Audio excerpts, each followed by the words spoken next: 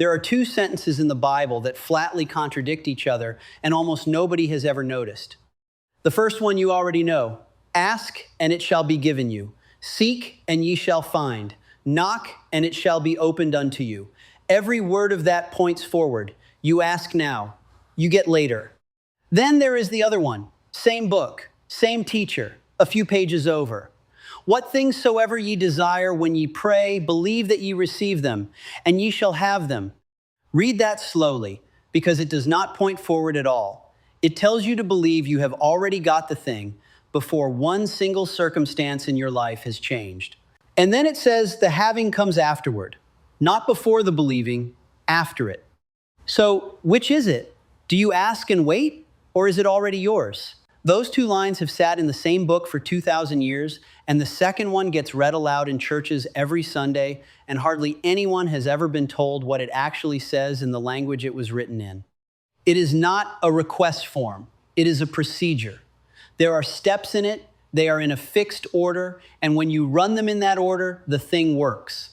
Before we start, here is the shape of what we are going to do, so you know where this is going. First, the sentence itself. And the man who stood in front of 5,000 people in the middle of the Great Depression and told them it was a set of directions.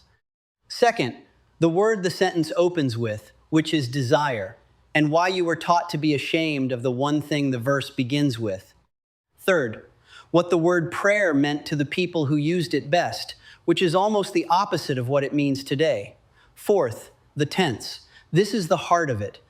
There is a verb in that sentence, and the tense of that verb is the entire instruction, and your English Bible may be quietly softening it. Fifth, the line that comes immediately before it, which names the exact place where nearly everybody loses the thing.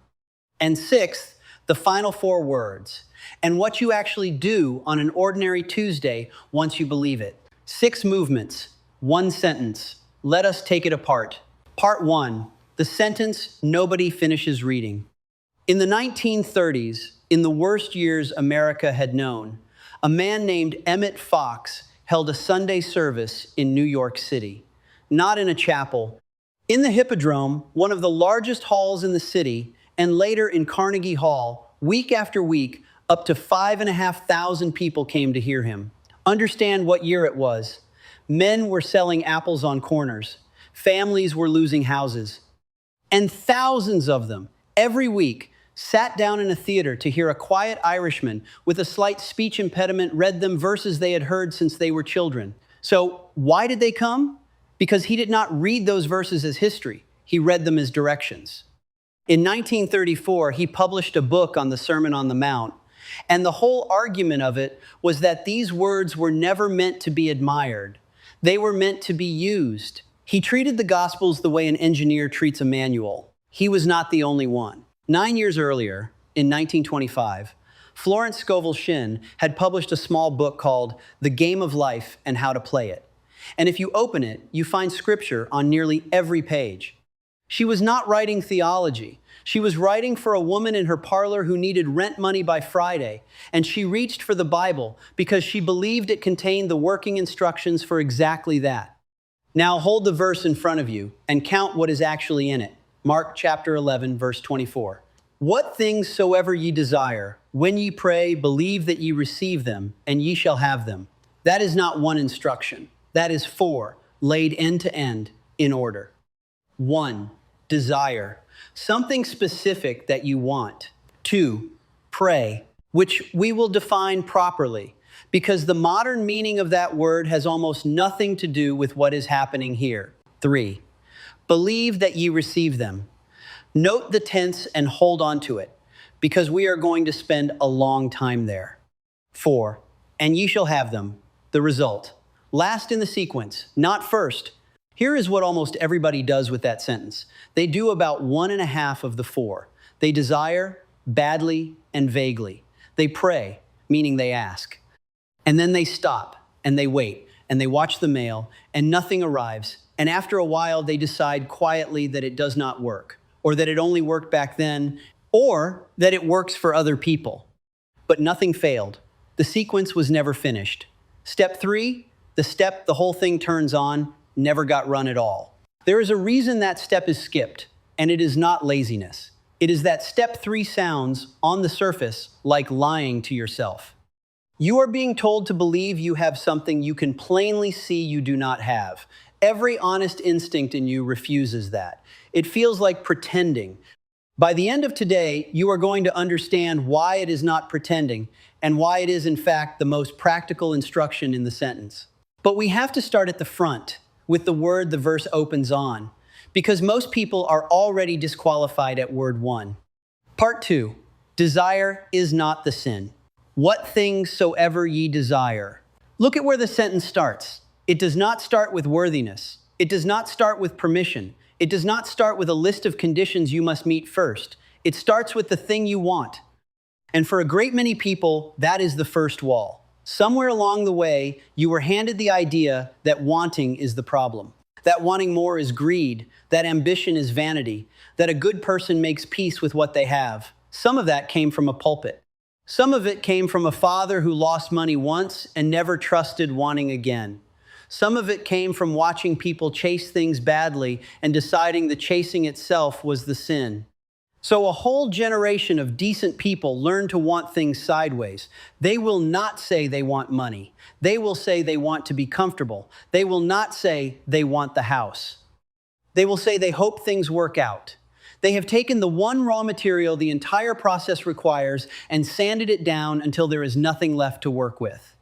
Napoleon Hill spent more than 20 years around men who had built enormous things, and when he sat down to name the starting point of every single one of those stories, he did not name talent or education or capital. He named wanting, a specific, stubborn, unembarrassed wanting that would not let the man alone. The verse agrees with him, and it says so before anything else. Now read the exact words again, because there is a second instruction buried in them that is easy to miss. What things soever ye desire. Things, plural and concrete, not conditions, not moods, things. The sentence assumes you can name it. It assumes there is an object, a definite thing you could describe to another human being in one sentence, and that you know what it is. It does not say, whatsoever vague improvement ye would prefer. It says, things. This is where most prayer and most of what people call manifesting quietly falls apart. Ask an ordinary person what they want, and you will get fog. More money, less stress, a better situation. Something to change. That is not a request. There is nothing in there anyone could act on, including you. Try it as an experiment right now, in your head. Finish this sentence with an actual object. What I want is, if what comes out has a number in it, or a date, or a name, or an address, you are inside the verse. If what comes out is a feeling word, you are still outside it. And no amount of belief will help, because belief needs something to attach itself to. So here is the work for today, and it is short, and it is harder than it sounds. Take one sheet of paper, write one line, not 5 things, 1, and put an edge on it. If it is money, write the amount. If it is work, write the position or the client or the kind of day you intend to be having. If it is a home, write the town. Then read it back and ask one question of it. Would I recognize this if it arrived? If the answer is no, it is not finished yet. Keep cutting until it is a thing and not a wish. Because here is the mechanics of it. Everything that comes after in that sentence, the praying, the believing, the receiving, all of it needs an object. You cannot believe you have already received something that has no shape. There is nothing to have. Get the thing definite, and the second instruction becomes possible. And the second instruction is where nearly everyone has been taught the wrong thing entirely. Part 3, prayer was never asking. When ye pray, ask 100 people what that word means, and 95 will describe the same picture. A person, usually in some difficulty, addressing a power above them, explaining the situation, and requesting help. Words going up, a decision made somewhere else, an answer that may or may not come. Now hold that picture next to the rest of the sentence and watch it fall apart. If prayer were asking, the next instruction would be wait. It is not. The next instruction is believe that you have already received. You cannot be asking for a thing and simultaneously holding it as already given. Those are two different states, and a man cannot be in both at once.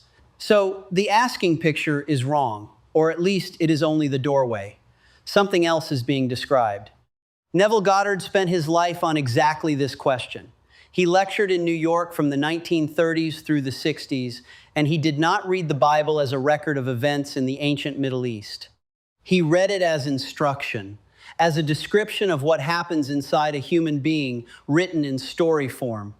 His definition of the word is the title of one of his books, and it is the cleanest sentence anybody has written on the subject.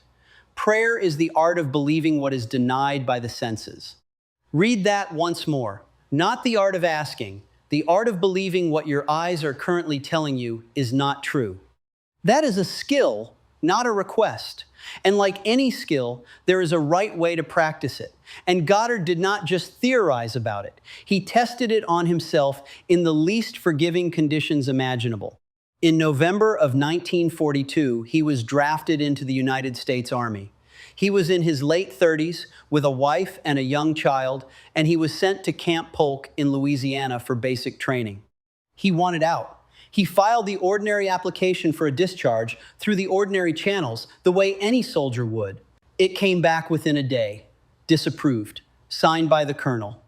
Now, most people would call that the answer. The request had been made, the request had been refused, and that was the end of the matter.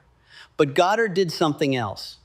He went back to his bunk in Louisiana, and every night, lying there in the dark, he refused to sleep in Louisiana. He put himself in his own apartment in New York. Not as a picture on a wall. He built the room around himself. The particular way the light came in, the sounds of the street below.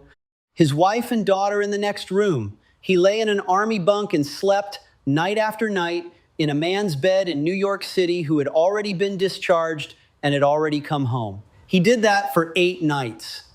On the 9th morning, orders came down from battalion headquarters. He was told to report and submit a new application. He walked into the colonel's office, the same colonel who had refused him 9 days earlier, and this time the man signed it. He was honorably discharged in March of 1943, and he went home. Now notice precisely what he did, because this is the whole lesson, and it is easy to blur it. He did not ask harder. He did not ask more sincerely. He did not bargain or promise or plead.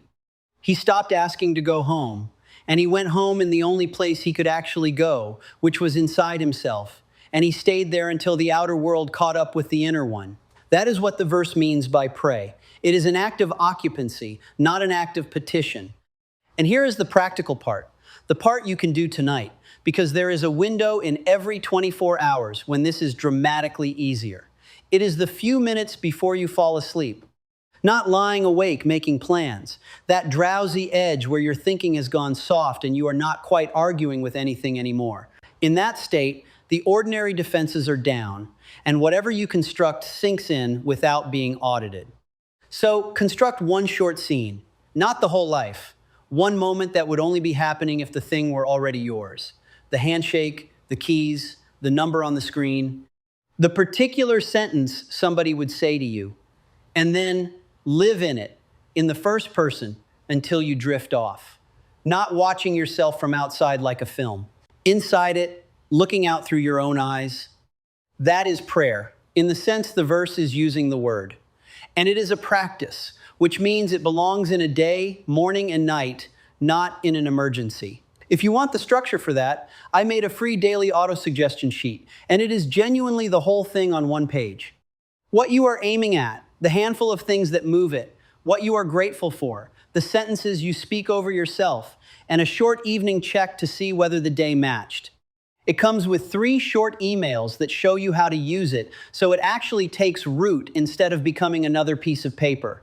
It is the first link in the description. It costs nothing. Print it and use it twice a day, and this stops being a video you watched. Now, we come to the word that the entire sentence turns on, and it is not a word at all. It is a tense. Part 4, the tense that changes everything.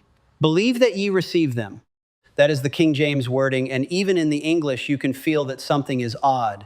Not believe that ye will receive them. Believe that ye receive them, present now, currently in your possession. But go back to the Greek, and it gets sharper still. And this is the detail almost nobody hears in a sermon. The oldest manuscripts we have of Mark's gospel do not use a present tense there. They use a past one. The word is elabati, and it is a completed past action. You received them, done, finished. Behind you, the King James translators in 1611 were working from a later family of Greek manuscripts, and in that family, the verb sits in the present tense, which is why your King James says, ye receive. But open almost any modern translation, and you will see the older reading come through. Believe that you have received it, and it will be yours. Sit with what that means. There is no version of this sentence in any manuscript family, in any serious translation, where you are told to believe the thing is coming. Not one. The instruction is either that you have it now or that you already got it. The future does not appear in that clause anywhere. And that is not a translator's quirk. That is the mechanism. Here is why. Wanting is a state, and a state reproduces itself. If you spend your days in the condition of a person who does not have the thing and is hoping to get it, that condition is what your life keeps expressing, because you cannot act from a place you are not standing in.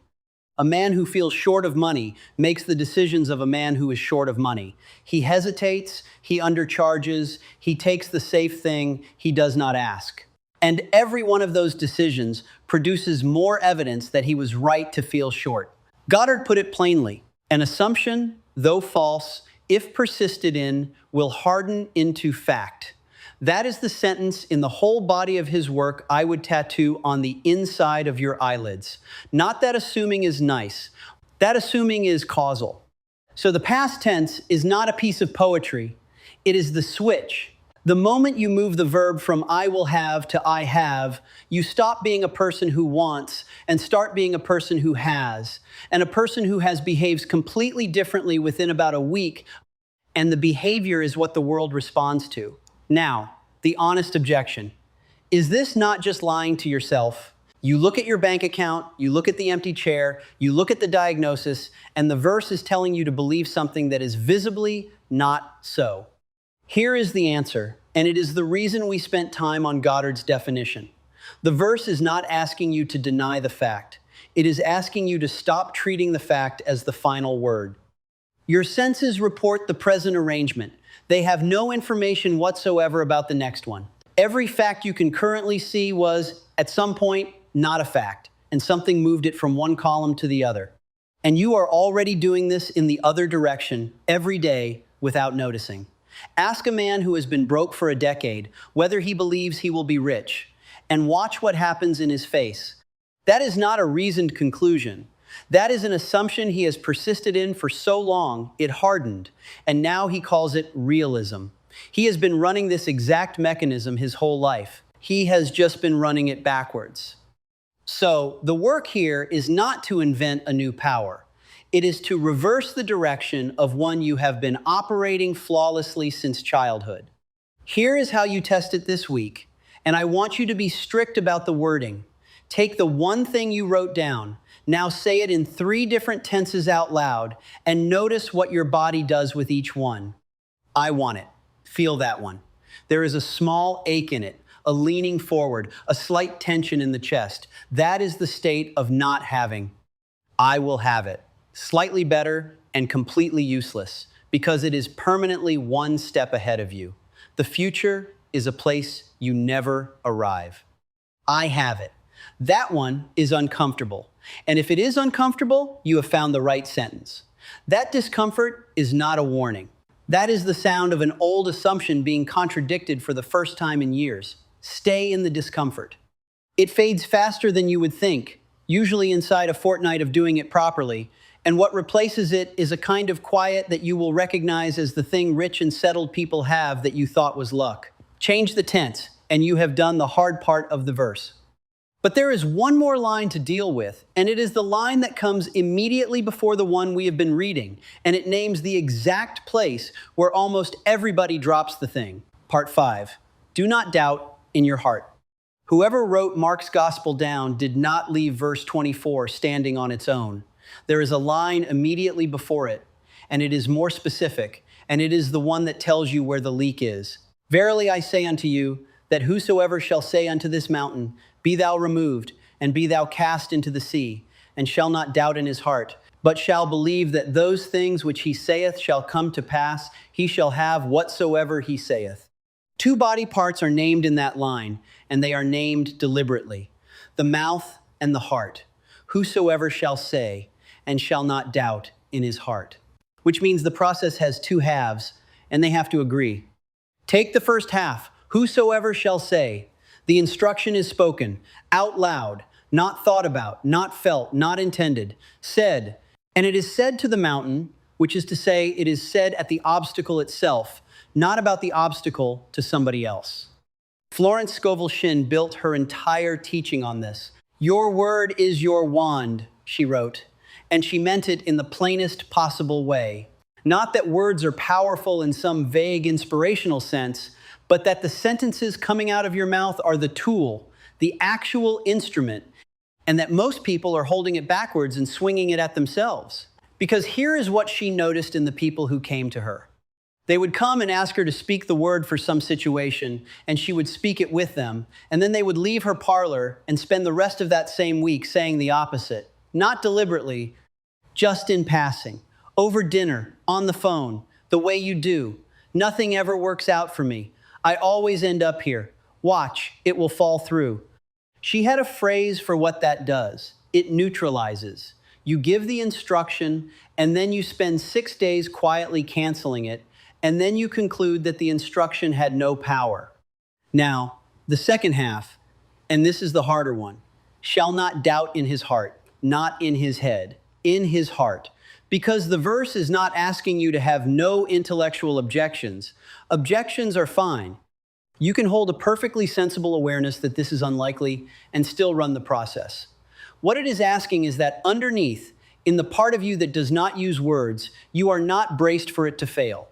You know the feeling. You say the thing, and somewhere below the sentence there is a small, settled certainty that it will not happen.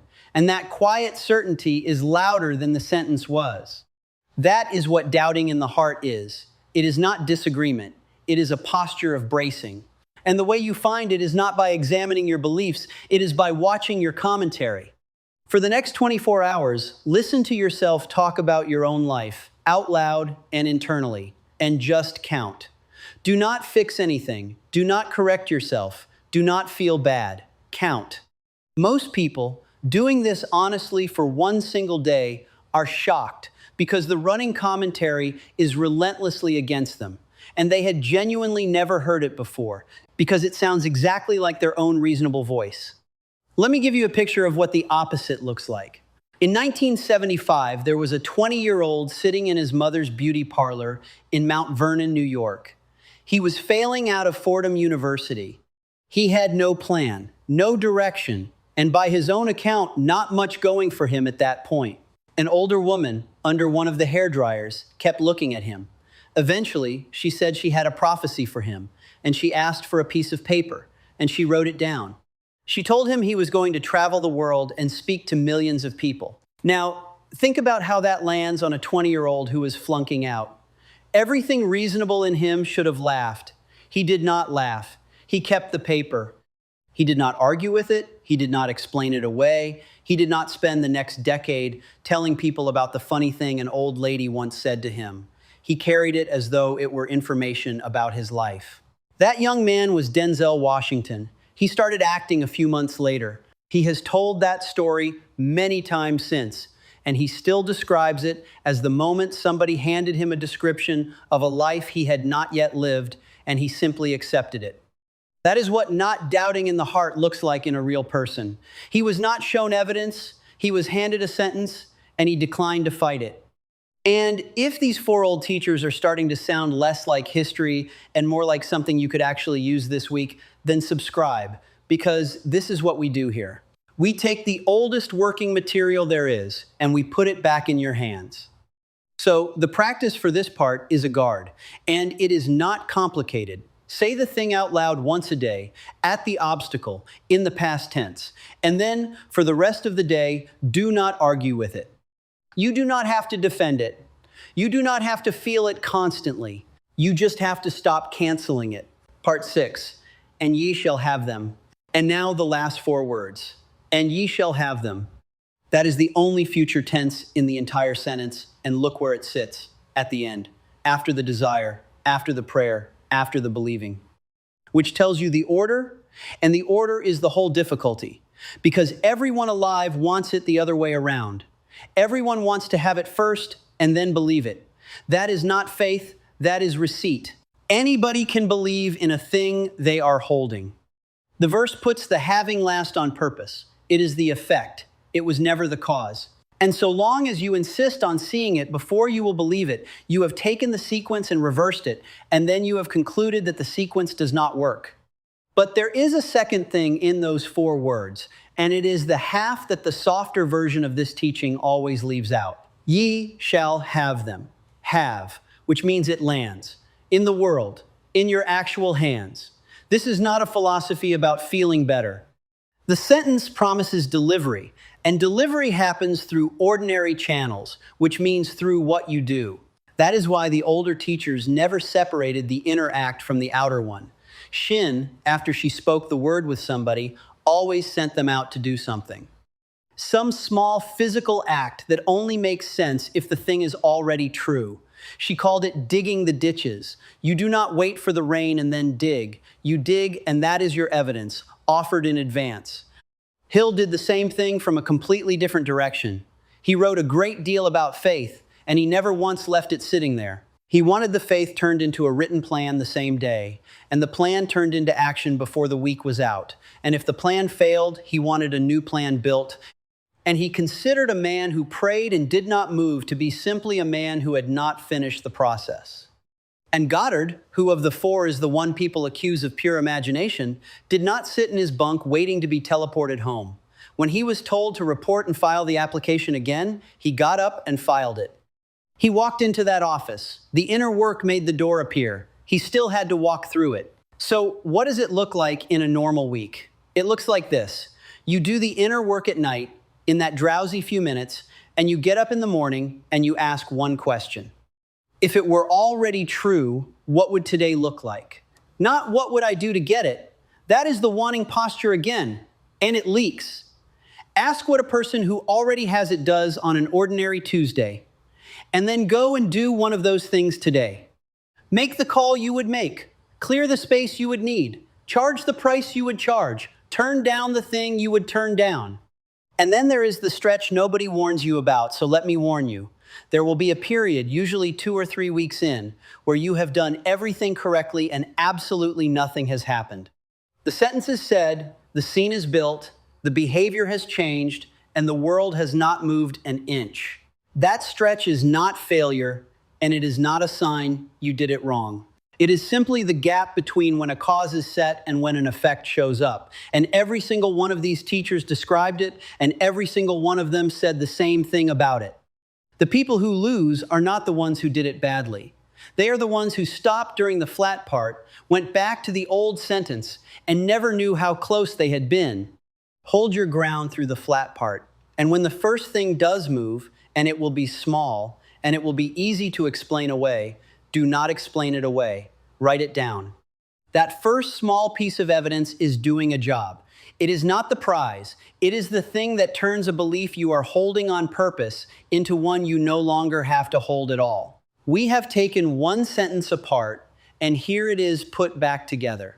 You are allowed to want. Name the thing so plainly that you would recognize it walking down the street. Then pray, which does not mean ask.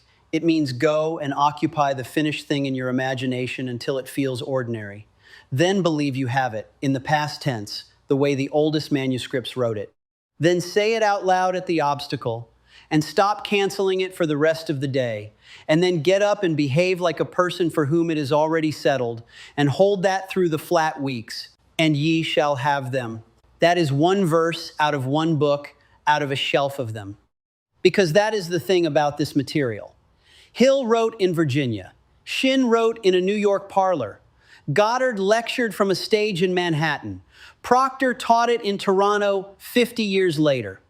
They rode across most of a century. They never sat in one room together, and not one of them ever laid it out in the order a person could actually walk. Somebody had to go through all of it and put it in sequence. That is what the second life is. Their work, read properly and set in order, with a workbook that takes you a step at a time so you are never guessing what comes next. It used to carry a serious one-time price. We have opened it so that a person who is genuinely ready can begin at no cost. And I do not know how long it stays that way. If you watched a video about a Greek verb tense all the way to the end, it is fairly clearly for you. That link is the second one in the description. And tonight, before you sleep, do not ask for anything. Ask is the old habit. And the old habit is what has kept it one step ahead of you your entire life. Just change the tense. Put the thing in the past, where the sentence puts it, and lie down in a world where it already happened. That is not a trick, and it is not wishful thinking. It is the oldest instruction we have, written down by people who expected you to use it.